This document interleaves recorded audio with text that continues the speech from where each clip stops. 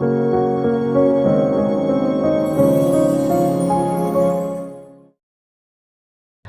का जो विषय है वह है सेकुलराइजेशन यानी कि धर्मनिरपेक्षीकरण, लौकिकीकरण। इसे ऐहिकता व सह अस्तित्व से भी पुकारा जाता है। इसके अर्थ की यदि बात करें तो अंग्रेजी के सेकुलर शब्द के लिए सामान्यतः धर्मनिरपेक्ष या पंथनिरपेक्ष शब्द का प्रयोग किया जाता रहा है।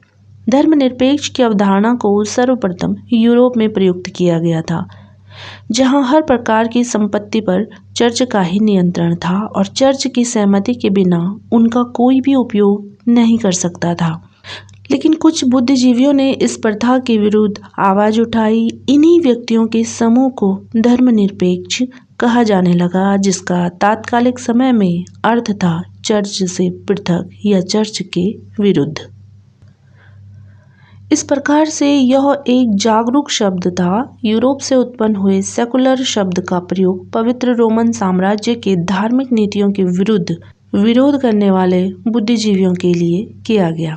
सेकुलर या पंथ निरपेक्ष का अर्थ राज्य, शक्ति, पंथ, संप्रदाय के विरोध में विचार खड़े कर देने से नहीं है, बल्कि पंथ के प्रति किसी राज्य की तटस्थता को, न्यूट्रलिटी को सेकुलर कहा जाता है। हॉलिओक ने प्रथम बार पंथ निरपेक्ष या सेकुलरवाद शब्द का प्रयोग किया। सेकुलर का अर्थ ऐसे विश्वास से है जो राज्य, नैतिकता और शिक्षण आदि को पंथों से स्वतंत्र रूप में स्थापित करता है। भारत में सेकुलरवाद शब्द का स्वतंत्रता के बाद कई अर्थों में प्रयोग किया जाने लगा। भारतीय समाजशास्त्र की यदि बात करें तो धर्मनिरपेक्ष का अर्थ समूहवाद की समाप्ति व सभी धर्मों को मान्यता दिए जाने से संबंधित है।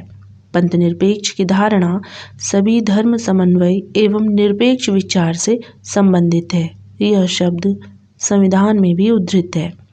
अतः इस तरह से पंथ निरपेक्षीकरण एक प्रक्रिया है पंथों से निरपेक्ष होने की, तथा जब समाज को परिवर्तित करने के लिए धार्मिक मान्यताओं, प्रतीकों व संस्थाओं की अपेक्षा बुद्धिसंगता, तार्किकता व वैज्ञानिक दृष्टिकोण को अधिक महत्व दिया जाता है, तो यह प्रक्रिया लौकिकीकरण, पंथनिरपेक्षता कहलाती है, सेकुलराइजेशन कहलाती है।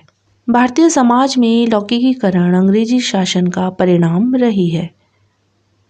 अंग्रेजों के 150 वर्ष से अधिक शासनकाल के पश्चात भारतीय समाज पर संस्कृति ग्रहण के अंतर्गत अंग्रेजी शासन पद्धतियों से प्रभावित रहा।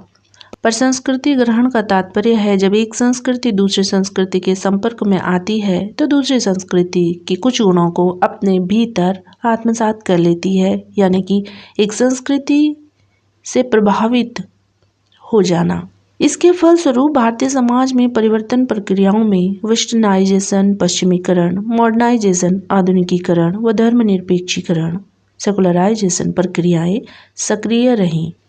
इन परिवर्तन की प्रक्रियाओं से, इन प्रोसेसेस से भारतीय सामाजिक संरचना परिवर्तित हुई व प्रभावित हुई। लौकिकीकरण की यदि परिभाषाओं की बात करें तो W.A. मूरे मानते हैं कि मानवीय कार्यों में धर्म की भूमिका को तार्किक भाव से जब ग्रहण किया जाने लगता है, अतः धार्मिक विश्वास तथा क्रियाओं का स्थान जब गैर धार्मिक विश्वास व क्रियाएं लेने लगती हैं, तो वह प्रक्रिया लौकिकीकरण है। भारतीय समाजशास्त्र के दुर्किम कहे जाने वाले M.N. श्रीनिवास मानते हैं कि लौकिकीकरण के अंतर्गत जिन बातों को पहले धार्मिक माना जाता था एवं अब वैसा नहीं माना जाता है, उसमें विभेदीकरण की एक प्रक्रिया निहित हो गई है, जिसके परिणाम स्वरूप समाज में राजनीतिक, आर्थिक, कानूनी व नैतिक पक्ष एक दूसरे पक्षों के प्रति अधिक सावधान हो जाते हैं। ऐसी परिस्थिति लौकिकीकरण की है। In short, M.N. श्रीनिवास यह मानते हैं कि आर्थिक, राजनीतिक, कानूनी व नैतिकता में अधिक से अधिक जब अलगाव होने लगता है और व्यक्ति के आसपास के सामाजिक जीवन में विभिन्न पहलुओं से धर्म का पृथक होना प्रारंभ होने लगता है, तो वह स्थिति लौकिकीकरण की है। अतः इस प्रकार से जब तार्किक चिंतन, बुद्धिवाद में वृद्धि होती है, रैशनलाइजेशन, तर्क व विज्ञान व्यावहारिक होने लगे, वैज्ञानिक जो अवधारणा है या वस्तुनिष्ठता, ऑब्जेक्टिविटी में वृद्धि होने लगी, सामाजिक व्यवस्था में कहीं न कहीं विभेदीकरण होना प्रारंभ होने लगता है तथा धर्म का प्रभाव कम होने लगे और धर्म के स्थान पर तर्क का विस्तार होने लगे, तो यह स्थिति या यह प्रक्रिया लौकिकीकरण सेकुलराइजेशन की है। भारतीय समाज में जो लौकिकीकरण के फैक्टर रहे हैं वह प्रमुख रूप से वेस्टर्नाइजेशन, पश्चिमीकरण, रैशनलाइजेशन, बुद्धिवाद को बढ़ावा, पाश्चात्य शिक्षण प्रणाली, पारिवारिक संरचना में बदलाव, यातायात, संचार, नगरीकरण आदि रहे हैं। साथ ही इसके अतिरिक्त समाज की रूढ़ियों को समाप्त करने के लिए कई समाज सुधार आंदोलन और समाज सुधारकों की भूमिका भी रैशनलाइजेशन को बढ़ावा देती है, जिस कारण लौकिकीकरण की प्रक्रिया को प्रबलता मिलती रही है।